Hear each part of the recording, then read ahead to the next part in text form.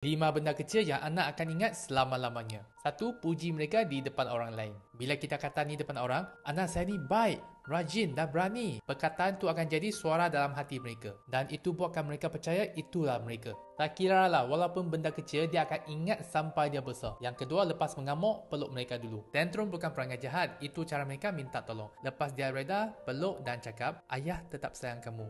Ayah cuma marah atas perkara yang awak buat tu. Ayah tetap sayang kamu. Ini akan buat mereka rasa selamat. 3. Bergaduh dengan pasangan, tengok siapa yang nak layan anak. Cakap depan anak, biar ayah mandikan. Tak, mama nak mandikan. Ini buat mereka rasa istimewa. Macam dia hadiah yang paling berharga dalam rumah. 4. Peraturan 10-10-10. 10 minit pertama lepas bangun, 10 minit pertama bila kita jumpa semula, dan 10 minit terakhir sebelum tidur. Letak phone, tengok mata dia, bagi perhatian penuh. Momen kecil ni bentuk emosi mereka. 5. Bila mereka buat pilihan yang baik, kita buat bangga dengan kuat. Wah, dia tahu kemas mainan sendiri. Hebatnya. Awak boleh cakap dengan pasangan atau dengan mainan dia pun boleh. Ini akan kuatkan tingkah laku positif dalam mereka. Anak mungkin tak ingat semua kata-kata kita, tapi dia akan ingat bagaimana kita buat dia rasa. Tu dia.